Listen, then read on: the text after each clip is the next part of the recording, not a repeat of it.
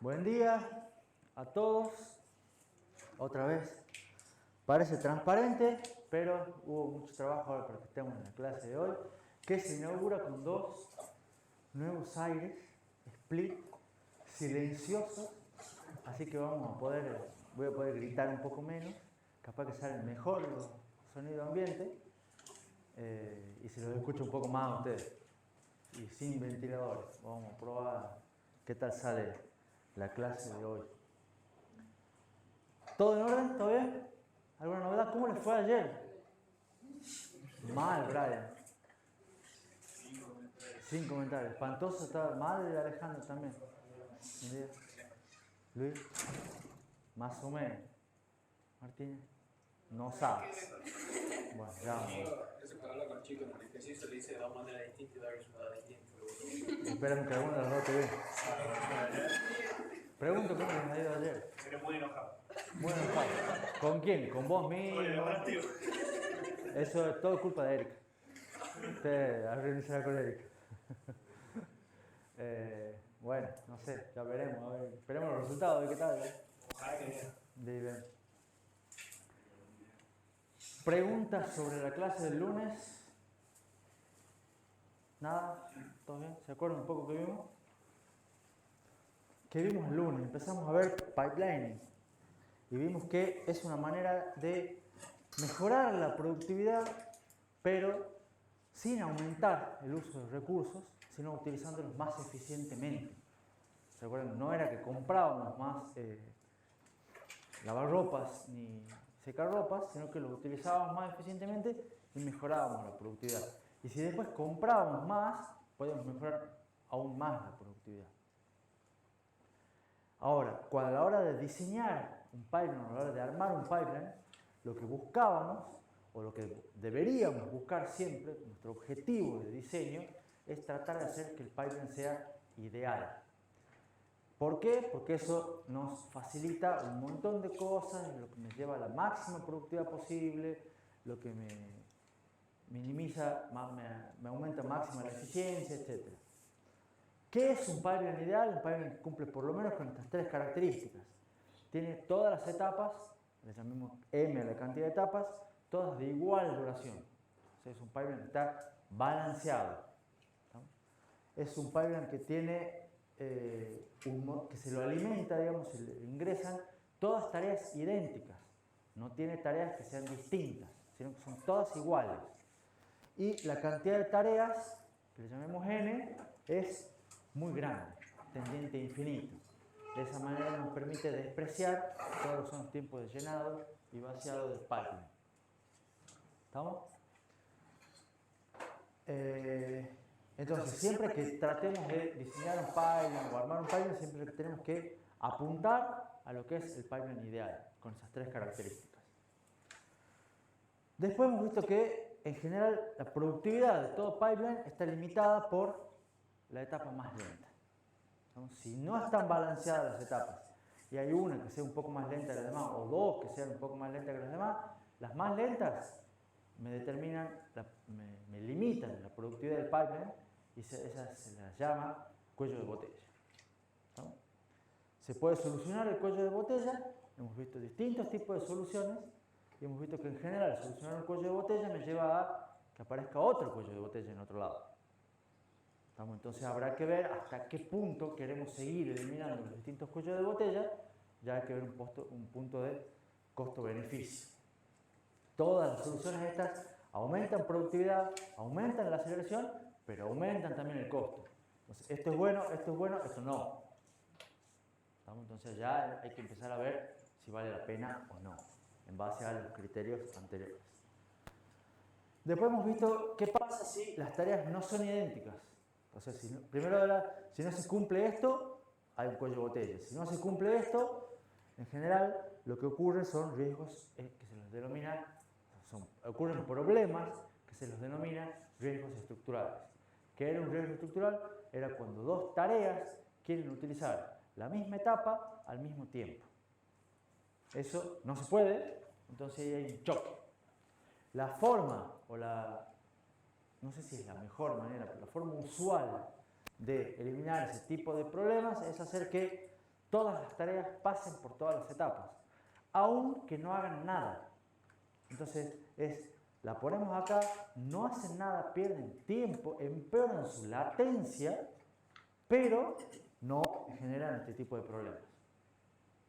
¿Se acuerdan? Y de esa manera siguen yendo por la misma cadena de producción. Si no hay que hacer nada, bueno, pasan de largo, esperan. ¿Está claro? Entonces, haciendo que todas las etapas pasen que todas las tareas pasen por todas las etapas, eliminamos los riesgos estructurales porque van siempre como por un tubo, digamos, que es la cadena de producción. ¿Preguntas hasta aquí? Habíamos terminado la clase anterior viendo una diapositiva anterior, que es esta, que tenía que ver con todo muy bien, todo muy lindo en la teoría, pero ahora en los bifes, digamos, en la parte circuital, que es lo que, como somos ingenieros, estamos un poco más metidos, ¿cómo se hace esto? Y en general lo que se hace, digamos, se divide los circuitos combinacionales, idealmente balanceados en dos partes iguales, pero la forma de dividirlos es agregando un registro en el medio. ¿Estamos? Entonces, de esa manera puedo aumentar lo que es la frecuencia, porque me divide idealmente en dos la duración del ciclo. Entonces, ahora les quiero mostrar un ejemplo de lo que es con circuitos. Y para eso voy a utilizar un ejemplo que es muy simple, pero que muestra bastante bien el punto al que quiero ir, que es el punto que quiero que ustedes vean. Eso es un sumador de 4 bits, porque todos conocen, me imagino a esta altura del partido, lo que es un bloquecito de eso. Iba a decir color, pero no sé bien qué color es. Llamémosle azul. Pero lila. Por eso, algún color así intermedio, que a la larga es un sumador, un full adder, un sumador completo de un bit. ¿Estamos? Que tiene 2 bits de entrada, que son las entradas que se va a sumar, un bit de carry, que viene acá también de entrada, y tiene una salida de un bit y un carry out de un bit. Todos lo conocen el sumador. Con ese sumador hacemos, o sea, como ese sumador es solamente un bit, si queremos hacer uno de 4 bits, ¿qué es lo que hacemos? Conectamos 4 de estos en cascada. ¿Está clarísimo para todos? Bien. Entonces, las conexiones son así, los 4 bits ahí arriba, el carry, empezamos con un 0 acá, los carries se van propagando y me van generando las salidas a medida que se va generando esto. La pregunta ahora, la primera pregunta es, suponiendo que cada sumador, cada bloquecito lógico de estos, tiene un retardo igual a t, ¿no? ¿Cuánto demora en hacer la suma de los 4 bits? O sea, de que yo le pongo pongo todas las entradas, los 8 bits, digamos, de entrada, los dos números de 4 bits, y el carry in, pongo todas las entradas estables. ¿Cuánto demora en generarme todas las salidas? 4t. ¿Clarísimo para todos? ¿Seguro? Bueno, entonces ahora la segunda pregunta es, suponiendo que yo ahora no es que tengo que hacer una suma, sino que tengo que hacer 1000 sumas de números de 4 bits. ¿Cuánto demora esto? 4000t. Facilísimo. ¿Está claro para todos? Bien. Eso era porque ahora el carry out, ¿verdad? Claro, porque en general la última salida, para vos generar estas dos salidas, el carry out y S3, necesitas el carry 3. Necesitas que este esté estable. Este está estable después de todo esto. Y así sucesivamente. Entonces necesitas tener estas 3 estables. Para esto necesitas 3T y después un T más para generar estas dos. ¿Está buena la pregunta de Brian? Si tienen alguna duda, pregunten. No se queden con la duda, porque después no van a entender la siguiente. Y fíjense cómo acá yo no solamente puse una suma, sino puse 1000 para agrandar mi n. ¿Cómo sería si yo a este sumador lo quiero hacer en pipeline? ¿Qué es lo que tengo que hacer? Dijimos agregar registros intermedios. Bueno, ¿dónde? ¿Y cómo? para hacer las etapas balanceadas. Una propuesta, porque no necesariamente es la única solución, es hacer una cosa así. Donde fíjense que tengo los mismos 4 sumadores y yo lo que agregué son 3 registros en el medio. Los puse así horizontales para mantener la misma estructura que tenemos acá, que cargo las entradas de arriba y de un costado. Lo único que hice fue, si quieren ver acá, puse acá 1, acá 2 y acá 3. Ahí serían verticales, pero como me queda muy feo el dibujo, lo puse horizontal. ¿Se entiende? Entonces, ¿qué es lo que hago? Pongo esos 3 registros en el medio. ¿Y qué es lo importante de poner esos 3 registros? Fíjense, primera observación importante. Cada etapa, o sea, si yo les digo que ahora esto, por ejemplo, del medio, esto de acá, o esto de acá, cualquiera, este me queda más cerca, porque son más petizos. Esta etapa, todos los valores que se trabajan acá salen del registro. O sea, usted me dice, bueno, pero este A2 y B2 los tengo disponibles al principio. No importa, este sumador no toma los datos del principio, toma los datos de este registro. ¿Y el carry de dónde lo toma? De este registro. ¿Se ve? Las 3 entradas toma del registro. Las salidas, ¿a dónde las guarda? En el registro siguiente. ¿Se entiende? Cada bloque que haya acá combinacional, toma los datos del registro inmediatamente anterior y guarda sus resultados en el inmediatamente superior. ¿Necesariamente tiene que estar aislado así? Sí, necesariamente tiene que estar aislado. Los registros te separan las etapas. Entonces vos tenés en cada registro toda la información necesaria para que esta etapa trabaje. ¿Estamos? Y también la información necesaria para que las siguientes etapas también trabajen. Entonces, por ejemplo, yo A2 y B2 no los uso acá, ¿qué es lo que hago? Los paso y los guardo en el registro. ¿Se entiende? Acá tampoco los uso, los paso y los guardo en el registro. Los voy propagando. ¿Por qué los voy propagando A2 y B2? ¿Algunos entienden por qué voy propagando los datos y no directamente las entradas las conecto acá? Porque después si quiero empezar a sumar otro número, cuando ya estoy sumando en el tercer sumador, por ejemplo, no me permitiría. Las entradas del siguiente número directamente condicionarían con las entradas del número 3. Excelente la respuesta de Alejandro. ¿Entendieron todo lo que dijo Alejandro? Ojalá se haya escuchado en los micrófonos. Digamos. Lo que dice Alejandro es, si yo tengo varios números, si yo pongo el primer número acá, o sea, los primeros A y los primeros B, ¿estamos? Me va a hacer solamente la suma de los bits menos significativos. ¿Estamos? Y después, un T después, voy a pasar a la siguiente etapa. ¿Se entiende? Pero, ¿qué es lo que va a pasar? Voy a poner un nuevo número acá. Entonces, si yo no guardo los valores estos en los registros intermedios y los conecto directamente, cuando yo llegue acá, voy a estar sumando algunos resultados del primer número, algunos resultados del segundo número, otro del tercero, y esto va a ser cualquier cosa y va a dar mal. ¿Se entiende? Algunos bits del primer número, otros bits del segundo número, otros bits del tercer número. El razonamiento sería el mismo para la otra parte, ¿verdad? El razonamiento es el mismo para la otra parte. Los resultados se van poniendo y se van propagando. Esta parte es lo mismo. Entonces, ustedes al final, acá abajo, tenemos las salidas. Pero esta salida, ¿de dónde sale? De este registro. Que un T anterior estaba en este registro, que un T anterior estaba en este registro, y se generó hace un montón de tiempo. ¿Lo ven? Pero lo fui propagando para que todas las salidas terminen juntas. ¿Se entiende? ¿Seguros? Porque hay silencio.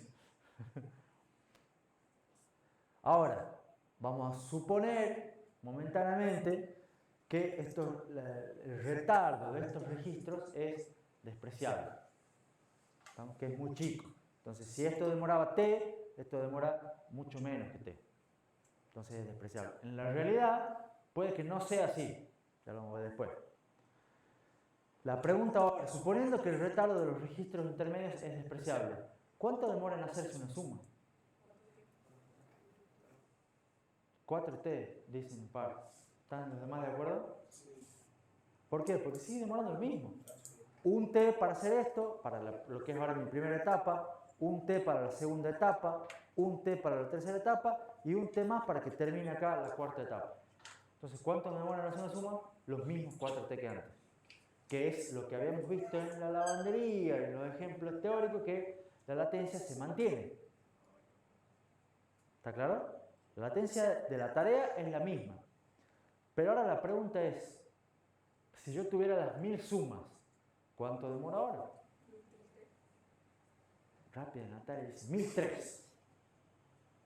¿Qué opinan el resto? Alejandro dice, Natalia tiene razón. ¿Los demás? Porque ¿cuál es el chiste ahora del pipeline? La reutilización de los recursos. Entonces ahora, una vez que yo tengo mi primer t y hago la primera suma de los primeros bits del primer número, ¿estamos? Y los guardo los valores en el registro, y el t siguiente empieza a operar el segundo bit del primer número, ¿está claro? Pero el primer sumador ya está desocupado. Entonces yo ya le puedo ingresar los primeros bits del segundo número. ¿Se entiende? Un t después va a estar sumando los tercer bits del primer número, los segundos bits del segundo número y el primer bit del tercer número. ¿Se entiende? Entonces cada ciclo t nuevo voy a ingresar nuevos datos. Y después de 4t voy a tener el primer resultado, pero ya un t después, ya, o sea, cuando tengo el primer resultado, el segundo resultado ya va a estar acá. Entonces, un t después ya va a salir la segunda suma completa. Y un t después va a salir la tercera suma completa. Y voy a empezar a tener la productividad de, que es la pregunta de, ¿cuánto es la productividad? Una suma en cada t.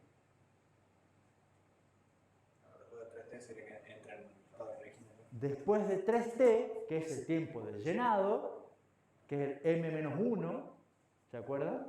Ahora van recordando algunas fórmulas quizá. Después de 3t, empieza el régimen y empiezo a tener 1 cada t. Entonces, la latencia total de hacer 1000 sumas es 1003t. Y si fueran 1.000.000 de sumas, sería 1.000.003. Entonces cada vez van viendo que cuanto más grande sea el n, el 3 cada vez más despreciable. Porque los 3 estos son fijos. ¿Se entiende para todos por qué demora 1003? Ahora, ojo, porque en general no es posible despreciar el retardo de los buffers. Pero ¿qué es lo que pasa cuando el retardo de los buffers no sea despreciable? ¿Cómo lo arreglamos? ¿Qué me cambia? ¿Cuánto va a demorar esto? ¿Va a demorar más de 1003t? ¿O va a demorar lo mismo? 1003t. ¿Qué es lo que me cambia si el retardo de los buffers no es despreciable? Cambia el t, digamos. Perfecto. Lo que me cambia es la duración de t, que es lo que estaba en esta diapositiva. Fíjense, idealmente lo divido en t sobre 2. Y si el buffer no es despreciable, bueno, es t sobre 2 más c. Pero esto va a ser mi nuevo t. Mi nuevo ciclo. ¿Se entiende? Entonces, volvamos al sumador. Si yo tengo acá que el buffer no es despreciable, lo que va a pasar acá es que mi ciclo no va a demorar t. Va a demorar t más el retardo del buffer. Y ese va a ser mi nuevo t', si lo quieren llamar, t nuevo. ¿Estamos? ¿Y cuánto va a demorar esto en hacerse? Un t nuevo, un t', que que va a ser un poquito más. ¿Y cuánto va a demorar hacer la 1000 suma? 1003T', o T9. ¿Se entiende? Lo que me cambia es el T, no el funcionamiento del pipeline. Entonces habrá que ver después cuánto será la nueva aceleración considerando el nuevo T'. 1003, pero T'. Antes, si no tenía los T normales. Entonces habrá que gano por un lado, empeoro por el otro. ¿Se entiende lo último? ¿Alguna pregunta? ¿Les hace frío? ¿También? Una pregunta. Sí. Por ejemplo, ya cuando vamos a la lógica secuencial, lo que se implica en VHDL, siempre entre tres salidas tenemos dos operaciones, digamos, por eso dicen que VHDL en los FPGA, por eso dicen que los FPGA son muy rápidos. Pero si tengo que hacer 1000 sumas, el sistema ya me daría este formato así para separarlo, yo lo tengo que hacer manualmente. Lo que tenés que hacer es poner buffers. O sea, haces cada bloque combinacional y la salida de tu bloque combinacional va en un buffer. Entonces vos ya, tu tiempo de ciclo tenés que ver y se reduce a la mitad, porque vas a guardar el dato en el buffer. Y podés aumentar eventualmente la frecuencia de trabajo. Pero ya en una FPGA depende de... Me pregunta Luis, cuando ya vas a implementar este circuito en una FPGA, ¿saben lo que es una FPGA? Un circuito programable. ¿No? Cuando lo vas a hacer, vos tendrás que ver cuánto es tu frecuencia máxima de trabajo inicial para determinar tu T, tu camino crítico, y cuando empezás a poner registros intermedios para guardar, probablemente tu camino crítico se te haga más chico y puedes aumentar la frecuencia de trabajo. Eso con un diseño específico después lo podemos ver, pero la idea es esta misma. Y de hecho lo vamos a ver más adelante con algo más grande, implementado de la misma manera y que se puede hacer en una FPGA también. Ahí tenemos un trabajo final si querés. Propuesto. ¿Alguna otra pregunta? ¿Estamos bien hasta acá? Bueno, entonces a modo de recapitulación de lo que vamos viendo y para introducción del tema siguiente, o del subtema siguiente. Tanto paralelismo y pipelining, los dos son muy útiles cuando tenemos muchas tareas repetitivas. Paralelismo se basa en multiplicar recursos, aumentar recursos. O sea, si antes tenía 5 obreros, poner 10 obreros. Ahora voy a hacer más rápido la casa o voy a hacer 2 casas en el mismo tiempo. ¿No? Y lo importante es que las tareas siempre sean independientes. La tasa de salida es la cantidad de trabajadores, recursos, multiplicado por la tasa serie. Siempre y cuando tenga un perfil de tarea que me permita poner eso. Pipelining, la idea es agregar mínimos recursos. O sea, no, acá se multiplica, acá en principio es solamente con unos buffers intermedios que me guarde el estado, ya puedo hacer pipelining.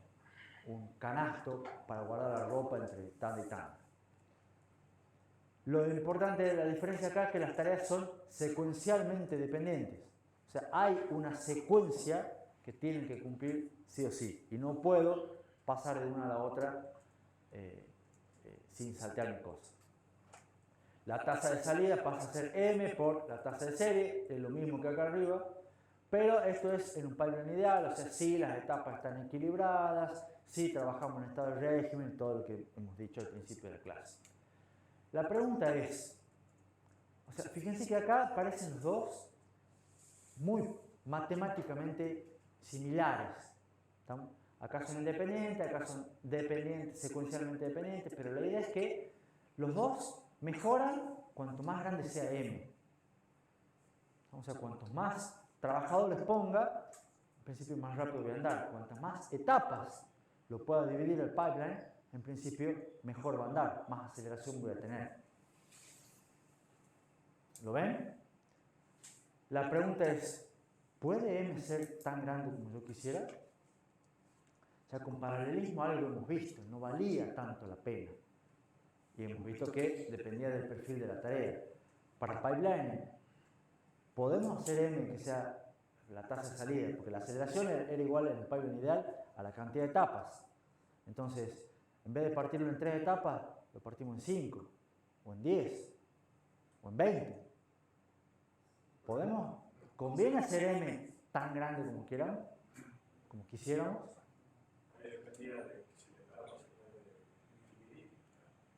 Y si no, lo podríamos poner en paralelo, ¿te acuerdas? Pongo dos secarropas en paralelo. O sea, no están en paralelo, pero matemáticamente es como si tuviera la mitad. Entonces, si no la puedo dividir la etapa poniendo un buffer, pongo dos etapas en paralelo. Aumento la circuitería. Y a la larga genera el mismo efecto. ¿Se acuerdan de ir alternando? Pero de todas maneras, ¿lo podemos hacer tan grande como queramos? La respuesta que es intuitiva que ustedes me han dado es no. ¿Por qué? Porque hay dos cuestiones importantes que son la validez del modelo y cuestiones de coordinación, que tienen que ver con la sincronización, pero no necesariamente con la dependencia. Por un lado es que la validez tiene que ver con que a veces si uno divide ya mucho una tarea, ya el modelo, que es lo que realmente queremos hacer, se ve alterado. Y los ejemplos que están ahí son ejemplos burdos, pero sirven para mostrar el punto.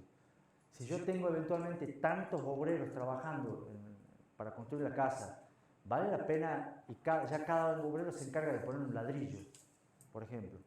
En algún momento pongo más obreros. ¿Puedo poner menos de un ladrillo? O sea, ¿vale la pena dividir el ladrillo para que pongan medio ladrillo cada uno? O sea, ya no.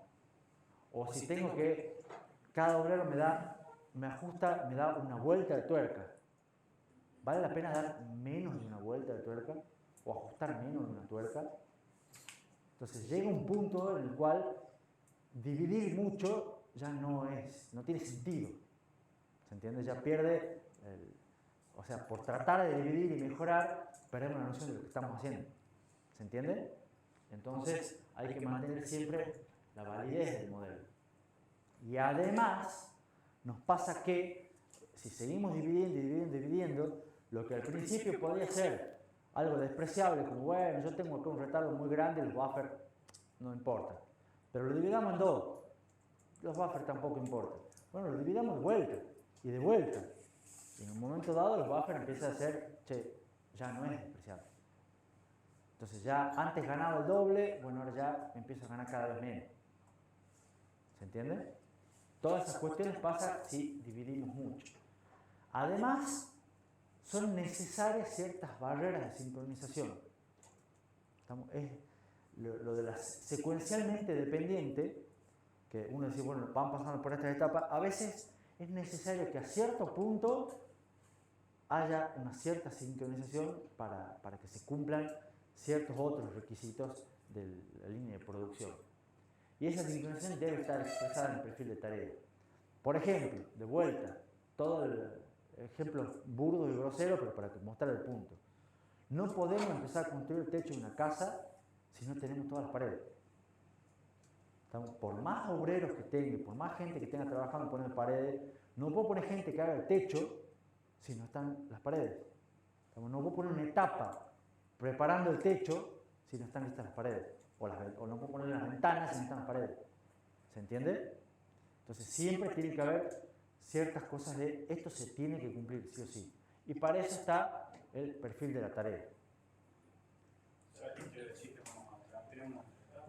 Que no te puedes adelantar ciertas etapas, por más que pongas mucho, o sea, decir, bueno, voy a hacer una etapa previa de preparación de techo. No tiene sentido.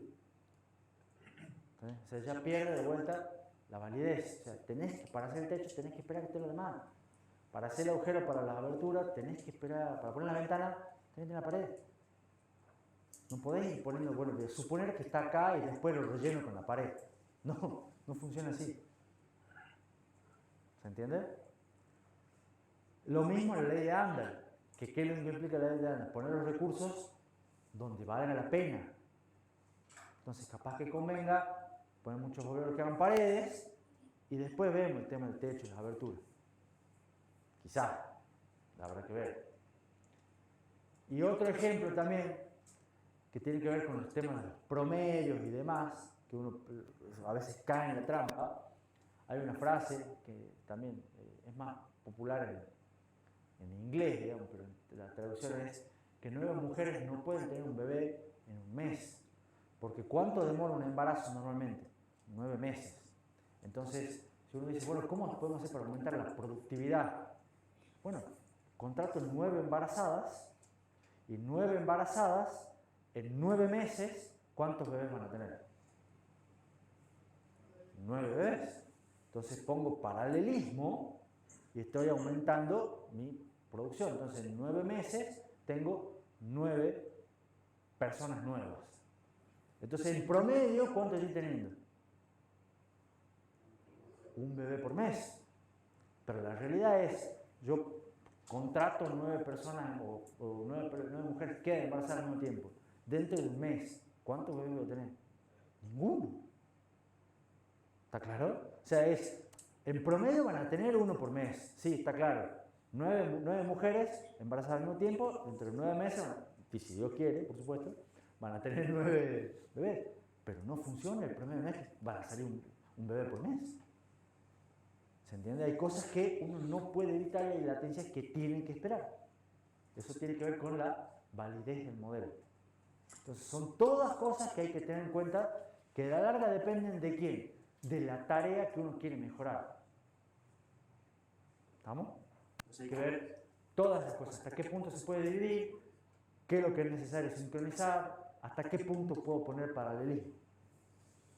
¿Estamos? Y hay una herramienta que ayuda con esto de ver las sincronizaciones y la dependencia, la secuencialidad que puede haber entre tareas, que se llama un diagrama de precedencia.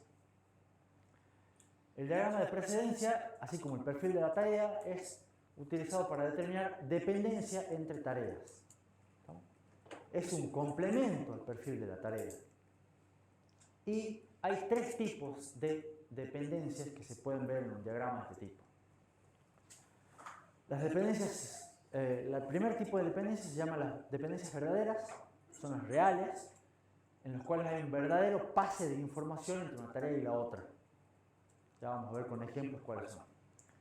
Después hay dependencias de salida y otras que se llaman antidependencias, que tienen un nombre poco intuitivo. Estas 2 dependencias de salida y antidependencias en general son dependencias de nombre, no son dependencias verdaderas, son dependencias truchas, por decirlo así. ¿Estamos? Pero pueden causar problemas aunque no sean verdaderas. Y como estas definiciones y estas cosas quedan muy abstractas y muy en el aire, lo mejor que podemos hacer es un ejemplo. Y para ver un ejemplo, yo lo voy a mostrar con código, porque ustedes, a esta altura del partido, se supone que son medianamente buenos viendo código. Y va a ser código de ensamblador, pero no porque sea fanático de ensamblador, sino porque es más fácil de ver, simplemente, que el código en C. Las dependencias verdaderas, que también reciben el nombre de dependencias tipo RAW, que es una sigla de Read After Write. Es una sigla que dice que se lee primero y después se escribe. ¿Estamos? Es una dependencia que ocurre cuando hay una instrucción J, y de vuelta, va con assembler, puede ser con cualquier código, que usa un dato que es escrito por una instrucción previa. Entonces, fíjense acá, ¿se acuerdan del LDR? Puede ser cualquier instrucción que escriba y me escribe, ¿qué me escribe acá? Un registro. R1, X1, no importa. Y acá hay una instrucción add, que ¿qué es lo que hace? Me lee ese valor. ¿Estamos? Lo pueden considerar con cualquier variable que ustedes escriban acá y después tienen otro en C, otra instrucción que lee la misma variable. Estamos en lo mismo. ¿Estamos? La dependencia está en que el valor leído por acá en esta instrucción, en la segunda, ustedes debería ser el valor que está escrito por la instrucción primera, la instrucción anterior. Y eso es lo que normalmente uno hace, espera, porque el código funciona así. Entonces ustedes ponen A igual a 0 y después ponen acá A igual a más 1. Se espera que el valor de A en la segunda instrucción sea 0, porque lo han escrito en la anterior. ¿Está claro? Eso es una dependencia verdadera. ¿Se entiende? ¿Alguna pregunta? Después están las dependencias de salida. Estas, recuerden que no eran las verdaderas. Estas se llaman wow, que es el write after write, una escritura después de una escritura. Es cuando una instrucción J, la segunda, escribe un dato que además es escrito por la instrucción previa. Entonces acá tenemos una instrucción que escribe un valor x1 y acá tenemos otra instrucción que también escribe x1. ¿Estamos? Y ustedes dicen acá, ¿cuál es la dependencia? Porque es lo mismo que ustedes pongan en C una especie de A igual a 0, A igual a 1.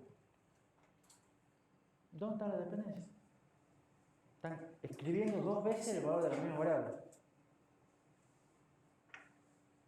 ¿Saben por qué está la dependencia? La dependencia, ¿ustedes la ven o no la ven? La respuesta normal que ustedes me deberían dar es no, no la vemos. ¿Estamos? La dependencia está en ¿qué? En la secuencialidad implícita de las instrucciones. Porque ustedes asumen en su cabeza que esta instrucción siempre se ejecuta, o la segunda, se ejecuta siempre después que la primera. Entonces, si ustedes ponen A igual a 0 y después A igual a 1, y después se fijan cuánto es el valor de A, ¿cuánto debería ser? 1. ¿Estamos? ¿Pero es posible que sea 0?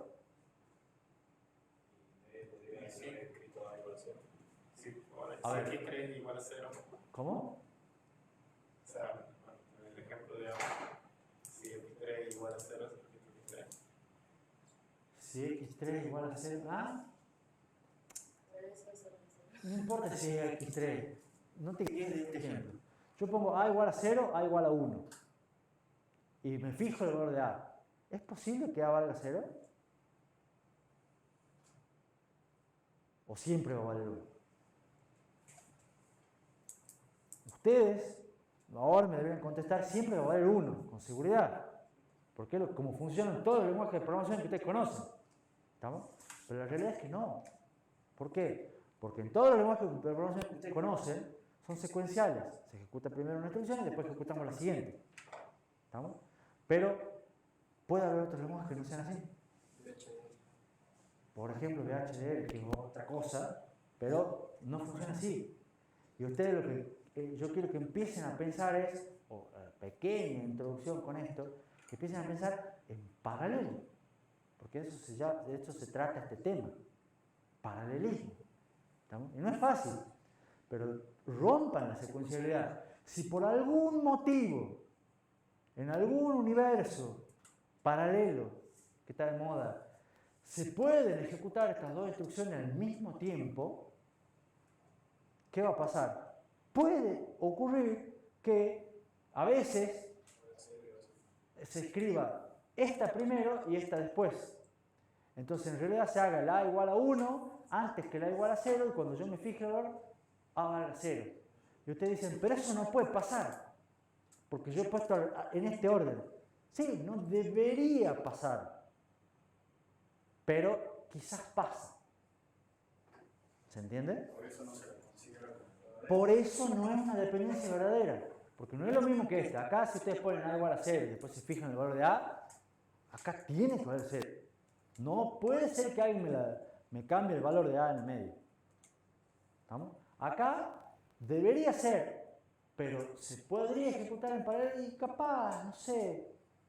Pero si se hace en paralelo, yo me tengo que asegurar que, de algún modo, cuando se ejecute estas dos instrucciones, el final valga 1. O sea, si yo cargo acá y después cargo el valor de x1, al final tiene que ser la suma de estos dos. ¿Estamos? Y no cualquier otro valor. Entonces, eso es una dependencia, pero es una dependencia de salida. Una dependencia rara. Una dependencia que no es verdadera, pero que hay que empezar a... Ojo. Porque son dos escrituras. Así se le han puesto el nombre. Y después está la tercera, que es la antidependencia. Que fíjense que el nombre inclusive es antidependencia. ¿Por qué? Porque es al revés de esta. Al revés de la verdadera. Entonces le han puesto la inversa, digamos. Esta era una lectura después de una escritura, esta es una escritura después de una lectura. Es cuando una instrucción escribe un dato que es leído por una instrucción previa. Y acá, fíjense, leo un valor y después lo escribo. Entonces la pregunta que ustedes tienen que hacer es, ¿dónde está la dependencia? ¿O por qué eso es una dependencia? Acá ustedes leen y acá escriben. ¿Qué es lo que hay que asegurarse? Que el valor que ustedes leen acá sea el valor que ustedes quieren leer. Y ella, en la siguiente instrucción, por algún motivo extraño, no me lo escriba antes. ¿Se entiende? ¿Por qué no sería verdadera también que necesariamente se tiene que cumplir esa secuencia? No necesariamente se tiene que cumplir. Y ahí es donde está el nombre, ahí es donde está la gracia. No es lo mismo que esto. Esto es una dependencia verdadera porque acá la primera le pasa información a la segunda. Acá la primera no le pasa información a la segunda. La primera debería hacerse antes de que se haga la segunda, pero la segunda no depende de la primera. O sea, en todo caso deberíamos pensar qué pasaría si fuese serie o qué pasaría si fuese paralelo como para entender la diferencia. Más o menos. Más o menos. Ya en realidad vas a ver que, fíjate que lo que tenés en común acá es que siempre tenés escrituras. Entonces vos vas porque las escrituras son las que te van diciendo cuando se modifica el valor de una variable, el estado de algo, de un registro, cuando vos lo escribís. Entonces siempre vos vas a tener que tener atención a las escrituras y las escrituras van a ser las que te van a ir viendo qué es lo que podés hacer en paralelo o no.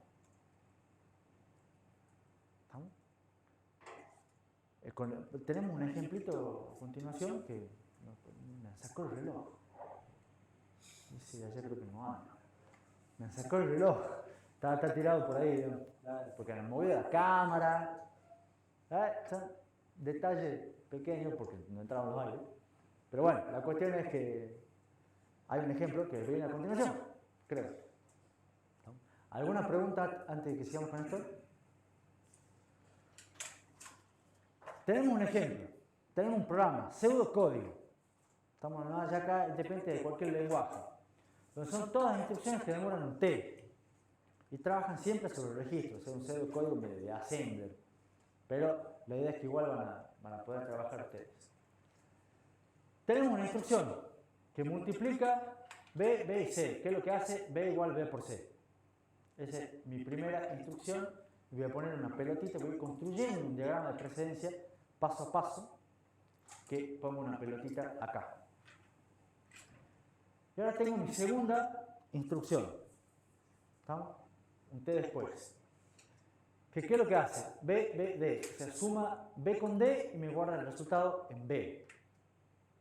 Entonces, ustedes cuando ven esto tienen que preguntarse, ¿hay alguna dependencia entre la instrucción 2 y la instrucción 1?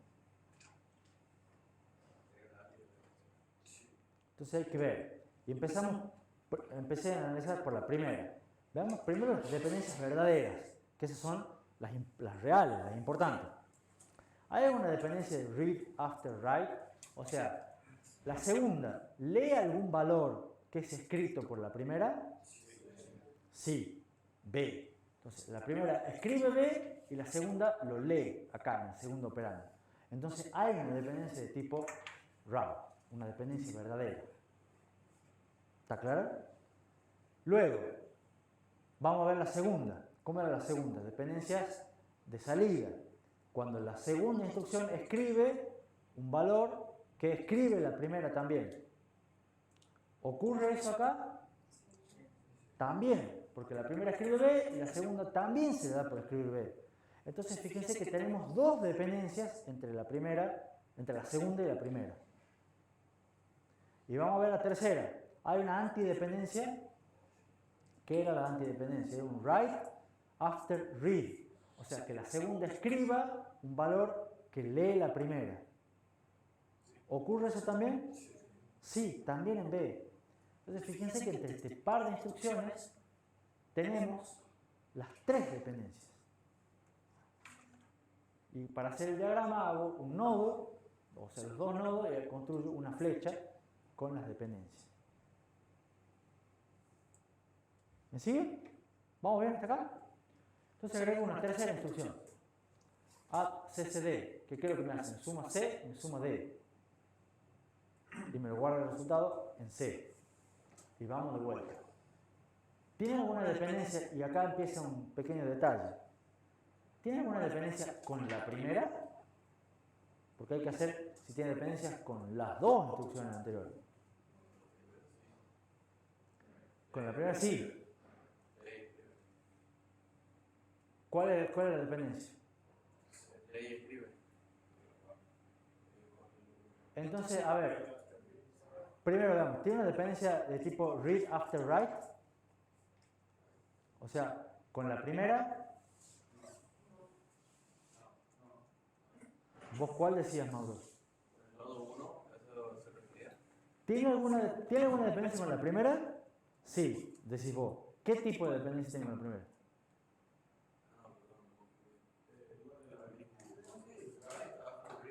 Write after read. Perfecto, eso sí. Porque tiene la tercera escribe C y la primera lee C. Entonces, un write after read. Eso es la antidependencia. ¿Estamos? ¿Dependencia verdadera tiene con la primera? No. ¿Por qué? Porque esta escribe B, esta no, ni lee ni escribe. Entonces, tampoco tiene la dependencia de salida. Entonces, solamente va a tener con la primera una dependencia tipo while. Y con la segunda no tiene nada en principio.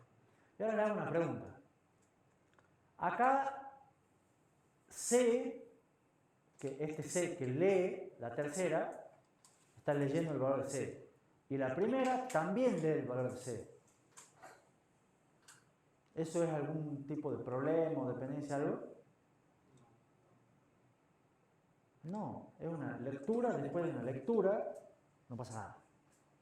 Estamos read after read, no es dependencia, no es problema.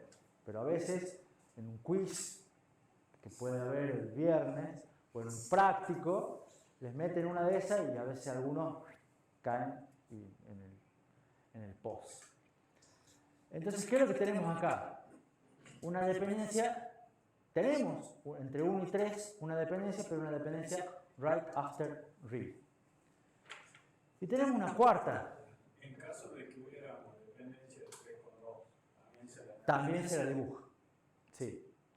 Y en este dibujo yo voy haciendo a propósito, digamos, para abajo, cuando hay una dependencia de tipo read after write. ¿Por qué? Porque las read after write son las verdaderas. Entonces se las voy poniendo abajo.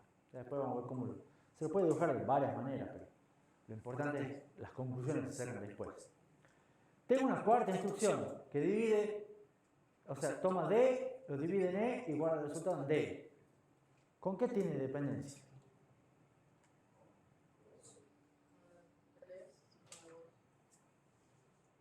¿Y qué tipo de dependencia? Entonces ustedes tienen que empezar. Primero tenemos que ver cuáles son las lecturas que hace la 4. Lee D.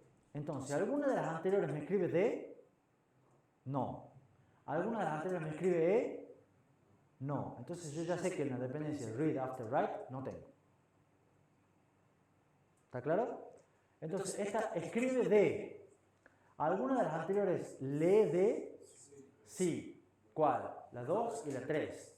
Entonces tengo una dependencia de write after read con la 2 y la 3. ¿Alguna de las anteriores escribe D? No.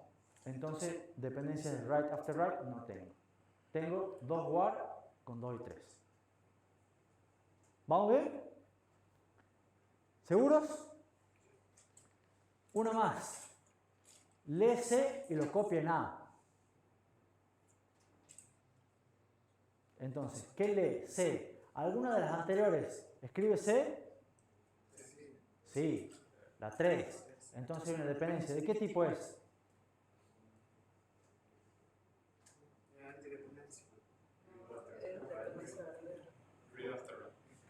¿Dependencia verdadera o antidependencia?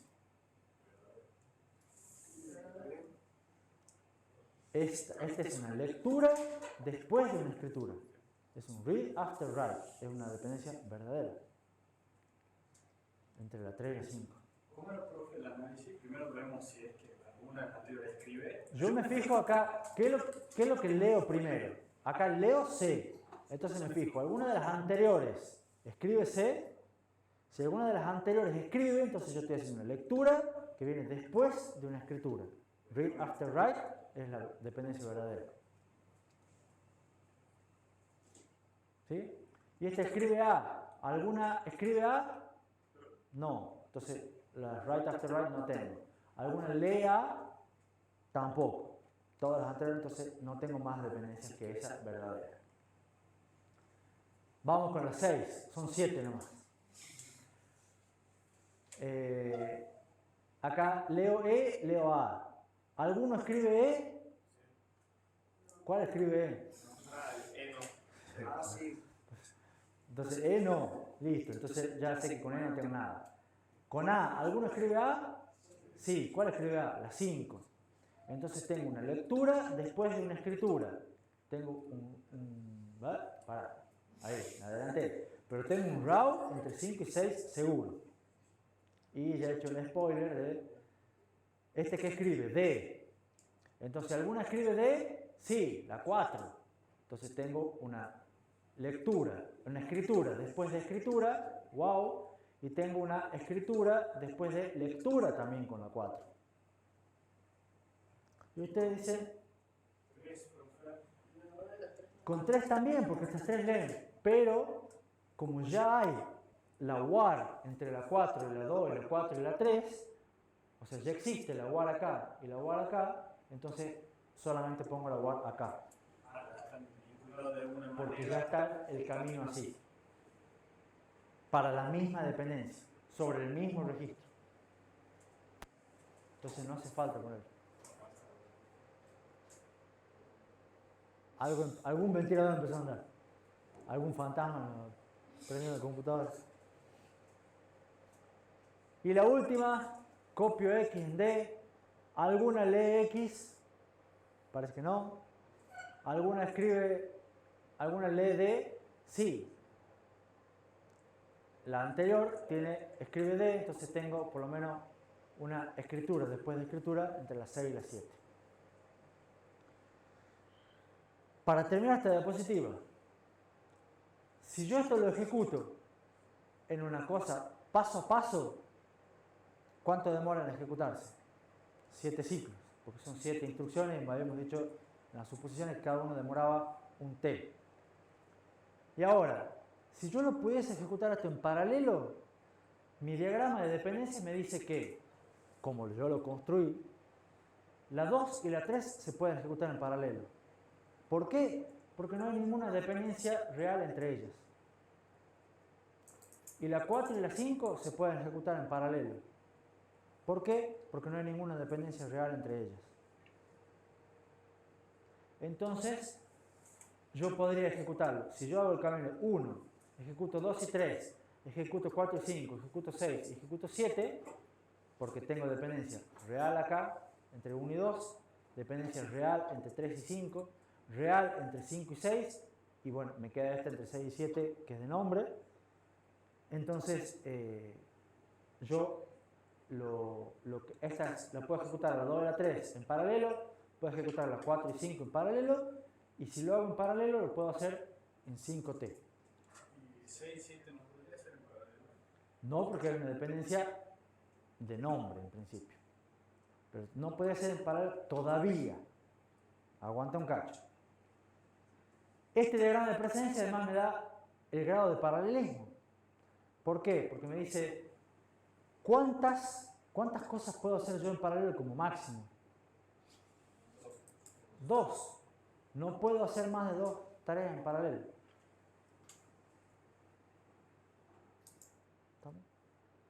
Y me permite obtener un poco la aceleración. ¿Cuánto sería la aceleración? Siempre es el tiempo serie sobre el tiempo en paralelo, que sería, si yo pongo 2 cosas, o sea, yo puedo de alguna manera ejecutar dos instrucciones en paralelo, ¿cuánto voy a tener una eficiencia? Una aceleración, perdón, de 1,4, porque es 7 dividido 5. ¿Estamos? ¿Y cuánto va a ser mi eficiencia? Y bueno, idealmente yo debería tener una aceleración de 2. Si puedo ejecutar dos instrucciones en paralelo, ¿por qué no puedo tener una aceleración de 2?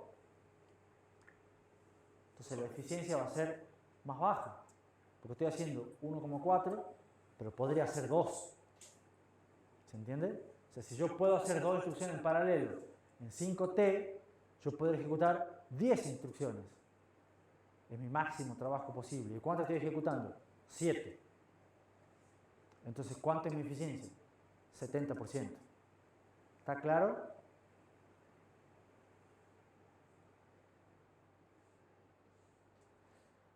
Y ahora, ¿por qué la aceleración no es 2 y la eficiencia no es 2?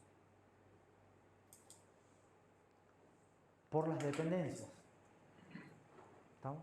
Y eso es una fuerte limitación del software en general, no estamos hablando de cosas. Normalmente uno escribe el código donde pone una instrucción que hace algo, o sea, pone A igual a 0, inicializan una variable, y después en la línea siguiente usan la variable inicializada. Pero ¿qué es lo que están generando ahí? Una dependencia. ¿Estamos? ¿Y qué es lo que hace ahí? Que eso sí o sí tiene que ejecutarse secuencialmente. El código normalmente en la mayoría de los lenguajes de programación existentes hoy en día es secuencial. ¿Estamos? Y a veces hay que buscar cosas que se puedan hacer en paralelo.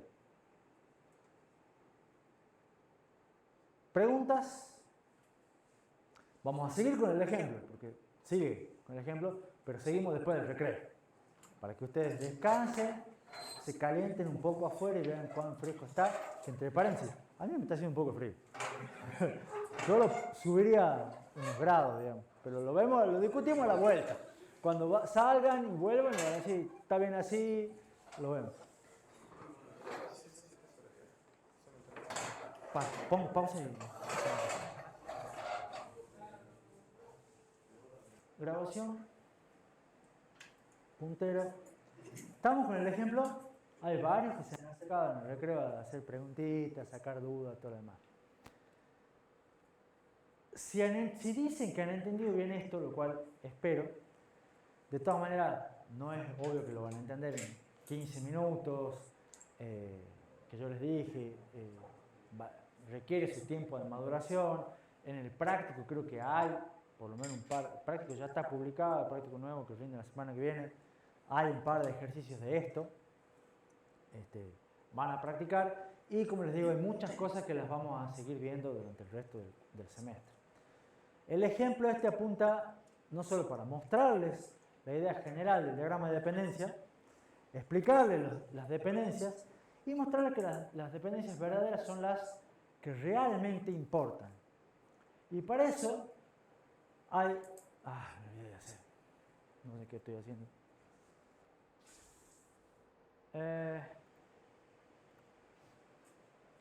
Para eso, yo acá les muestro en la diapositiva siguiente que ustedes tienen, está el mismo código, pero con un par de cambios, que son los cambios que están en negrita, que creo que les voy a poner otro color el año que viene, es nota mental, que les cambié, si ustedes se fijan, cambié los nombres de algunas variables. Entonces acá, en vez de esta, por ejemplo, la tercera instrucción grababa en C, dije, no hace falta que grabe en C, voy a grabar en Q. Puse otra. Acá puse una Y y acá puse una Z. ¿Estamos? ¿Por qué? Para mostrar y tratar de...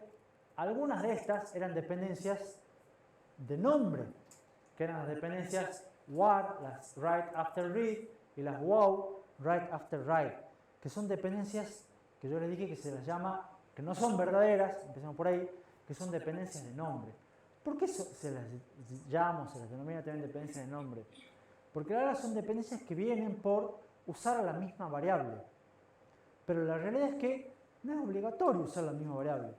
Y si uno pone otra variable, se rompe la dependencia. ¿Estamos?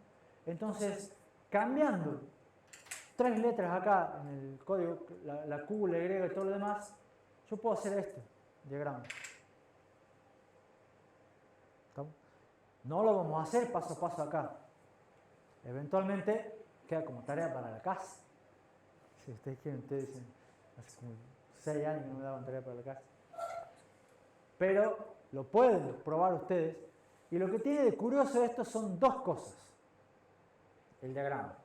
Al romper la mayoría de dependencias de nombre, el diagrama queda más chiquito, más corto.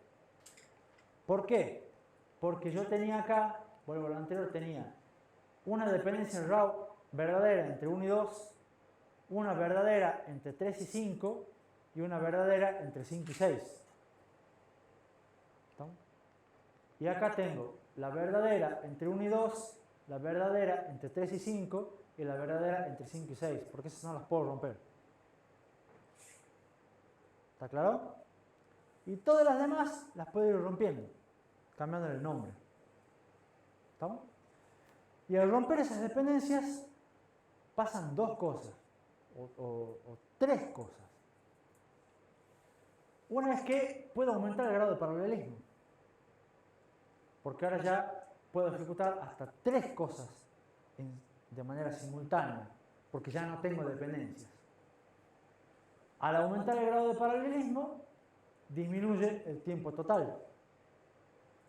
Y solamente al cambiar, fíjense, unas variables de destino, yo puedo ejecutar el mismo código más rápido. ¿Estamos? Porque las dependencias verdaderas siguen siendo las que están acá. Y la otra cosa importante, fíjense esto, un detalle interesante es, yo puedo ejecutar la 7, está puesta en el medio, entre la 1 y la 3. Porque dice que la 7, así como está, cambiando el nombre, no depende de nada. ¿Estamos? Entonces yo podría ejecutar en un primer instante la 1, la 3 y la 7. Y eso es bastante poco intuitivo. Porque ustedes, si yo les doy cualquier código de vuelta en casi cualquier lenguaje de programación, ustedes van secuencialmente 1, 2, 3, 4, 5, 6, 7. Pero yo les digo, ustedes hay alguna manera de hacer esto más rápido y a ustedes difícilmente se les va a ocurrir ejecutar la 1, la 3 y la 7 en paralelo, porque no tienen dependencia. Y después ejecutar la 2, la 4 y la 5. O sea, fíjense que ya están ejecutando las cosas en cualquier orden. ¿Estamos? Están rompiendo el orden secuencial. Y eso es algo que lo vamos a ver durante el curso, pero la idea es que ahora por lo menos ya lo empiezan a ver. Para aumentar productividad y aprovechar paralelismo, no necesariamente tengo que hacer las cosas en el orden establecido, sino que depende de qué, de las dependencias, y de las dependencias verdaderas, que son las que realmente me imponen. Fíjense que yo no puedo ejecutar nunca la 2 antes que la 1, no puedo ejecutar nunca la 5 antes que la 3 y la 6 antes que la 5. Entonces yo acá, en este diagrama, con esas 3 verdaderas, yo ya sabía que 3, 5 y 6 es un camino crítico. ¿Lo ven? O sea, lo mejor que puedo hacer es ejecutar primero la 3, después la 5 y después la 6. Nunca en principio voy a demorar menos de 3 ciclos. Porque esta dependencia, este camino es lo mínimo. Entonces, tendría que ver si puedo lograr hacer que todas las demás se ejecuten en paralelo con alguna de estas 3 para hacer lo mínimo. Lo mínimo es 3. Porque es el camino de dependencias verdaderas. ¿Está claro? Sí. ¿Se podría aumentar el grado de paralelismo y hacer que la 4 se ejecute también como el 7 o el 3? Es buena la pregunta. Es buena la pregunta de Brian. Fíjense 4. 4 a la larga no depende de nadie. La puedo poner acá. Y yo sí la podría poner acá en paralelo. En el primer renglón, si lo quieren. O sea, podría ser en paralelo 1, 3, 4 y 7. Pero la pregunta es, ¿gano algo? No, agregar un trabajador más y no se aceleración mayor. Agregaría un trabajador más para hacer algo, pero el tiempo de ejecución total, ¿cuánto sería? Los mismos 3. ¿Por qué? Porque siguen estando por este mismo camino. Entonces la 4 sí la puedo subir, idealmente, o sea, si lo quieren, para un diagrama más correcto, si lo quieren, porque no depende de nadie. Pero a la larga no vale la pena, porque implicaría agregar un cuarto trabajador que va a hacer solamente una tarea en un momento dado y va a estar ocioso todo el resto del tiempo, porque voy a estar utilizando 4 en el primer renglón, 2 en el segundo y 1 en el tercero. Pero se puede, es verdad. Pero lo que me conviene hacer directamente es, lo hago acá y utilizo más eficientemente los 3 trabajadores que tengo. Pero es buena la observación, el grado de paralelismo en realidad debería ser 4. Pero no es bueno, el grado de paralelismo máximo. Entonces las conclusiones son tiempo serie 7, tiempo paralelo 3. La observación acá es sí importante, el camino crítico, dependencias verdaderas. No lo pierdan nunca de vista. Eso es lo importante. Siempre las dependencias verdaderas. Grado de paralelismo, acá en el dibujo, 3. Por la observación acertadísima de Brian, yo hubiera puesto 4 también. Aceleración y eficiencia, 7 sobre 3. Fíjense que ya vamos mejorando un poco. Y la eficiencia con 3 es mejor que con 4, obviamente. ¿Estamos? Porque la eficiencia con 3 tengo 3 por 3, 9. Máximo trabajo es 9, estoy haciendo 7 de 9, 78%. Podría ser mejor, pero bueno. La aceleración es 7 sobre 3. Tiempo serie sobre el paralelo.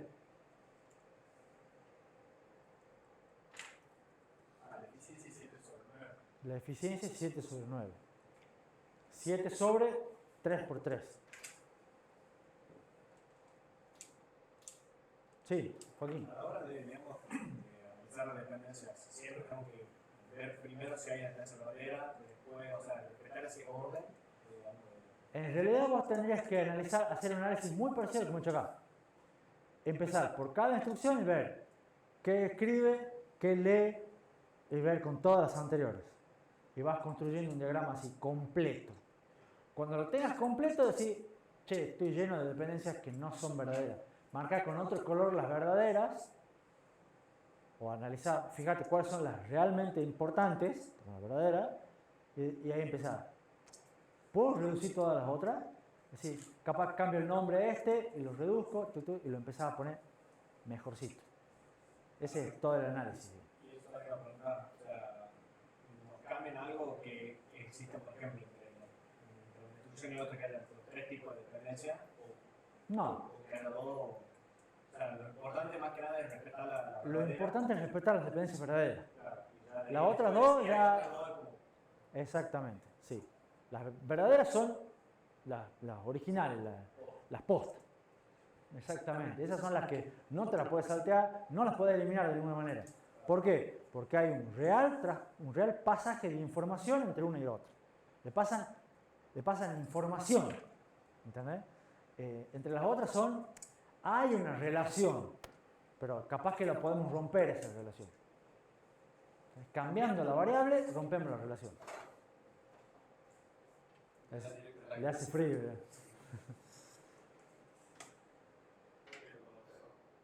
¿Cómo?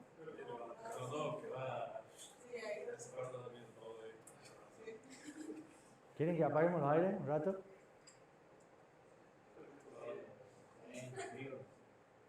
Acá se están... Franco acaba de llegar hasta el lechuga.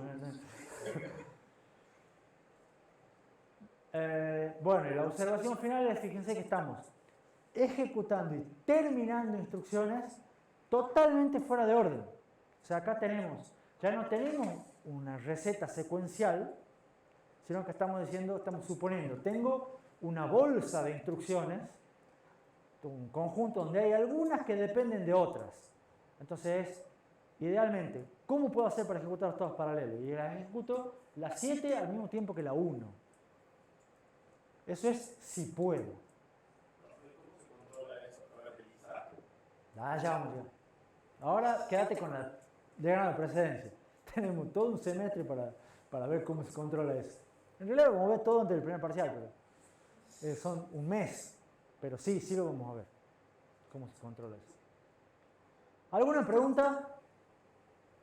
Bueno, vamos con el último ejemplo y terminamos la clase y el tema. No tengo el reloj, pero ¿cómo se utiliza una técnica de paralelismo, entre comillas, en memorias RAM dinámicas? ¿Por qué les muestro ahora? Porque esta es una técnica que se usa, que se usa un montón, y que se usa en las DDR que ustedes tienen puestas instaladas en su máquina. Lo que pasa es que no saben que las usan porque no lo hacen ustedes, porque ya lo hace internamente el fabricante de DDR. Y por eso hay quizás algunas memorias de DDR que son mejores y más caras que otras memorias de DDR, que son más baratas y están de oferta, además de la frecuencia, pero por marca y por otras cuestiones, tienen esto metido. Y nadie lo publicita porque es medio estándar, ya casi todo tiene. ¿Tiene algo que ver con el Dual Channel? ¿Cómo? ¿Tiene algo que ver con el Dual Channel? No, eso es otra cosa. Pero por ahí es otra técnica. No es la que voy a contar ahora, pero es otra técnica. ¿Qué es lo que pasa? Las memorias dinámicas en general tienen lo que se conoce como un tiempo de ciclo. ¿Qué es el tiempo de ciclo? El tiempo total entre que se pide un dato y se puede volver a pedir el dato siguiente. Creo que algo ya les comenté o no. No importa. Es cada cuánto tiempo se puede iniciar una petición a memoria. O sea, cuando el procesador va a pedir a memoria, dame un dato, ok, listo, voy. Entonces arranca el pedido de memoria y después de un cierto tiempo recién le puede pedir de vuelta. Ese tiempo incluye varias cosas como el acceso propiamente dicho a memoria y los tiempos de refresco, actualización, espera de que se estabilicen todas las señales, transferencia por el bus, un montón de cosas más que pasan. ¿Estamos? Pero como les dije, tienen lo que es un tiempo de acceso. ¿Qué es el tiempo de acceso? Desde que se inicia el pedido de memoria hasta que la memoria me devuelve el dato. ¿Estamos? No es lo mismo que el tiempo de ciclo. Entonces, el procesador hace un pedido de memoria, empieza acá, después de un cierto tiempo de acceso, la memoria dice, yo ya tengo el dato listo, tomá. Y después de otro tiempo, me dice, ahora estoy lista para que me pidas uno nuevo. ¿Se entiende? Más o menos, la gráfica es la siguiente. Una gráfica muy breve en la cual tiene un tiempo total, que es el tiempo de ciclo, pero el tiempo de acceso suele ser bastante menor que el tiempo de ciclo. ¿No? En general, porque acá es donde la memoria se va preparando para recibir el próximo pedido. Entonces, ¿qué pasa? Si uno tiene un solo módulo de memoria, ¿qué es lo que empieza a pasar? Los accesos, supongamos que son accesos secuenciales, ¿qué es lo que hago? Pido el primer dato, me devuelve la memoria el primer dato, pero tengo que esperar todo esto y recién puedo pedir el segundo dato, me devuelve el segundo dato. ¿No? Entonces, ¿qué es lo que se hace? Se suele hacer en memorias lo que se conoce como entrelazado de memorias. Se las entrelaza a las memorias, que no es lo mismo que ponerlas en paralelo a las distintas memorias, sino que van entrelazadas unas con otras. ¿Qué es lo que es ese entrelazado? Que en inglés se conoce como interleaving. Es optimizar el acceso a memoria dividiendo la memoria en varios bancos. Si ustedes alguna vez han visto un chip de memoria, una plaquita de memoria RAM, tiene varios chips. ¿Alguna vez ha visto una memoria RAM? Bueno, ahora ya vienen con un paquete, todo lo demás, pero vienen memorias con chip afuera. Y la otra, si la desarmada porque es un plástico, o un plástico más polenta, también vienen con chip afuera, vienen de un lado, dos lados, todo lo demás. Pero sí, son las viejas, en ese sentido. Pero bueno, tienen varios, la otra también tiene los varios chips, lo que pasa es que le han puesto un paquete, pero es lo mismo.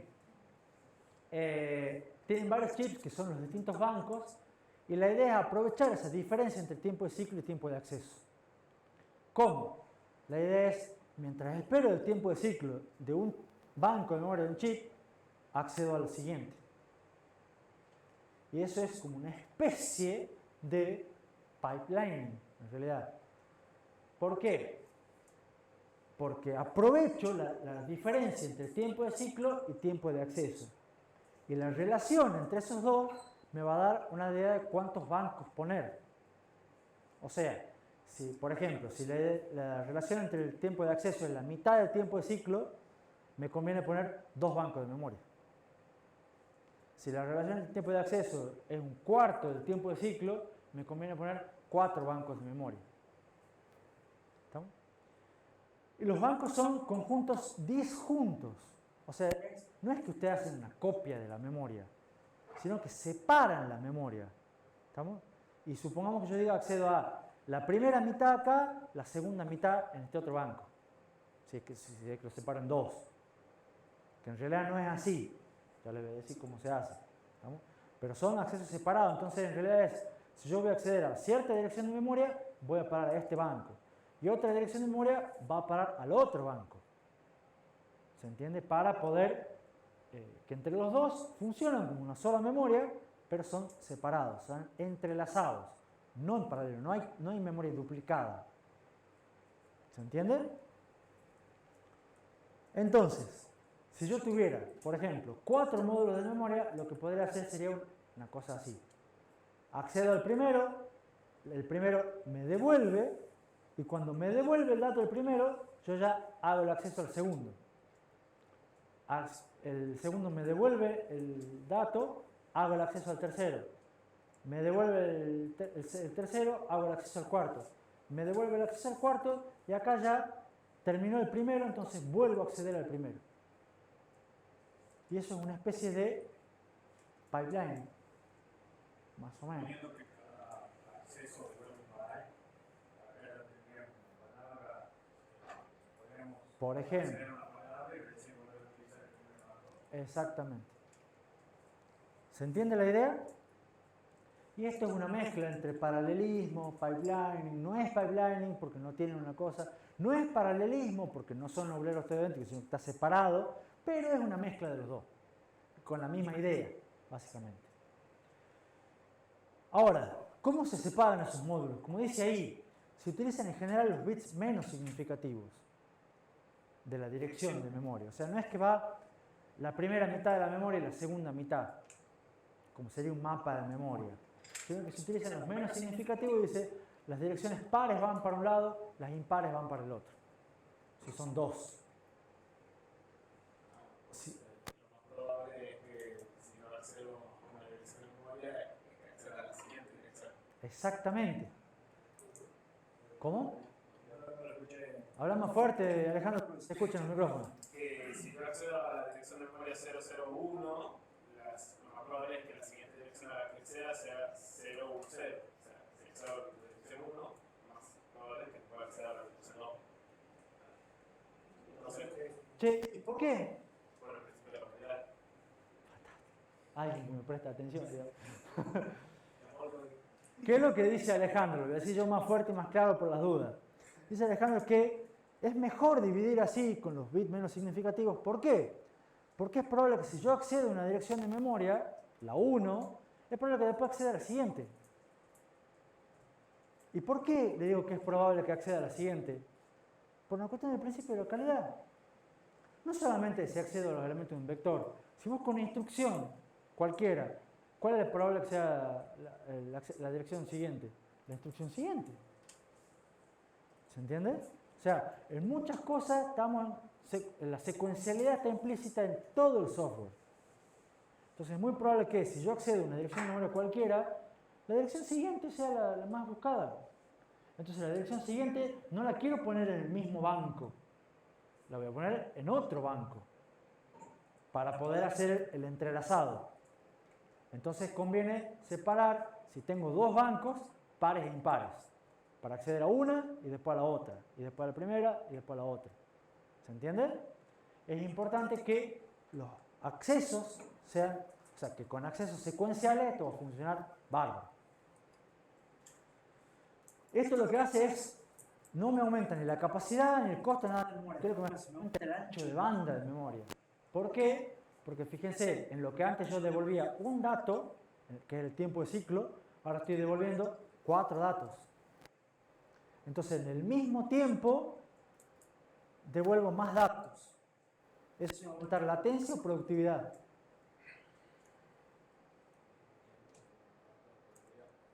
Productividad. Más trabajo en una misma unidad de tiempo. Eso en la memoria es ancho de banda.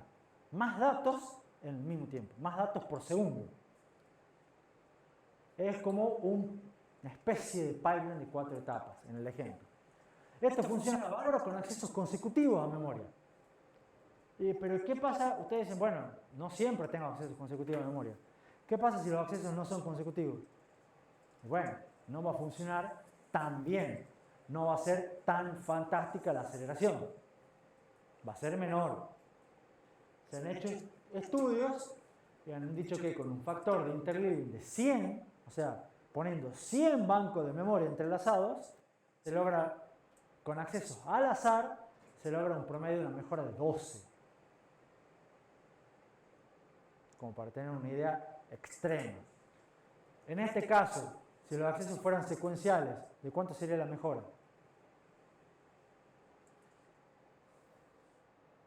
Si yo tengo un factor de interleaving de 100, o sea, 100 bancos entrelazados, y los agarro todos con accesos secuenciales, ¿de cuánto debería ser la mejora? De 100.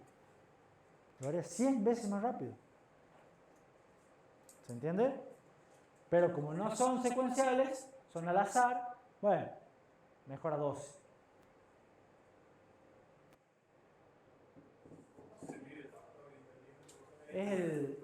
El factor de interleaving es la diferencia, la cantidad de bancos óptimos viene dada por la relación entre el tiempo de ciclo y el tiempo de acceso. Entonces, suponiendo acá un factor de interleaving de 4, o sea, las 4, que la relación entre el tiempo de acceso y el tiempo de ciclo es un cuarto, entonces pongo 4 bancos. Ese es un factor de interleaving de 4. ¿Alguna otra pregunta?